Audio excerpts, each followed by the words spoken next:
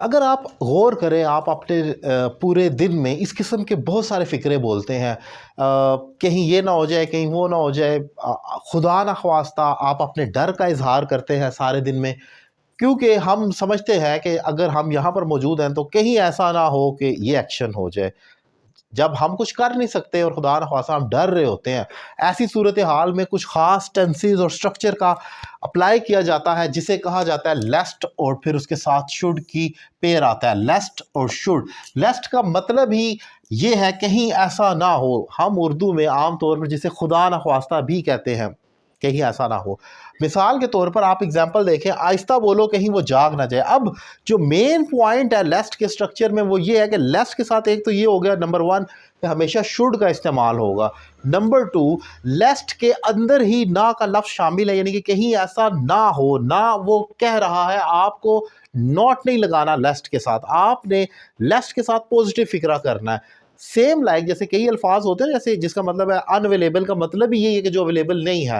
Unimportant, जो important नहीं है। आपको नॉट अनइम्पॉर्टेंट नहीं कहना होता, क्योंकि अन का मतलब ही इनकार कर देता है। ऐसे ही लेस्ट का मीनिंग ही इनकार हो चुका है, आपको नॉट लगाने की जरूरत नहीं होती। तो लेस्ट के साथ बेशक पॉजिटिव फिक्र आएगा। आहिस्ता बोलो कहीं वो जाग ना जाए, ये तो होगा ना। आहिस्ता बोलो, स्पीक स्लोली, ये तो एक इम्पेरेटिव सेंटेंस है जो कि रिक्वेस्ट कह रहा है शायद कि आहिस्ता बोलो।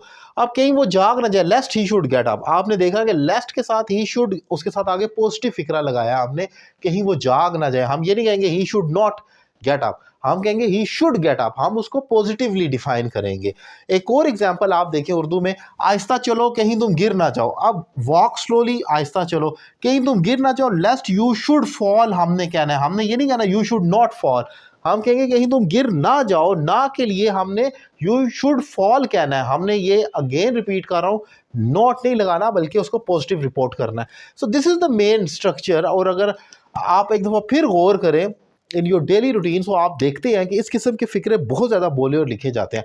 और इसके अलावा आपको कोई कम्पिटिटिव एग्ज़ाम अगर आप दे रहे हैं तो वहाँ पर भी इस किस्म के ऑप्शंस में ए बी सी में आपको करेक्शन ऑफ एरर में पूछा जाता है कि अगर लेस्ट लगा दिया आगे वुड आएगा, कुड आएगा या शुड आएगा। तो आपको मालूम होना चाहिए लेस्ट का को रिलेटिव का जो पेयर बनता है कंजंक्शन का, वो लेस्ट और शुड का बनता है। सो ये एक इंपॉर्टेंट टॉपिक मैंने डिफाइन किया। उम्मीद करता हूँ लेक्चर आपको पसंद आया होगा। शॉर्ट किया, प्रिसाइज किया, टू द पॉइंट किया, आप बोर ना हो और शॉर्ट कंसेप्ट को ईजिली और क्विकली समझ सके। उम्मीद करता हूँ लेक्चर आपको पसंद आया। मेरे दीगर लेक्चर्स के लिए यूट्यूब चैनल सब्सक्राइब करना मत भूलें। और अगर आप मुझे ऑनलाइन इंग्लिश लैंग्वेज कोर्स करना चाह रहे हैं तो नंबर आपकी स्क्रीन पर मौजूद है, एक रीजनेबल फी पे कर आप मुझे ज्वाइन कर सकते हैं। Thank you very much.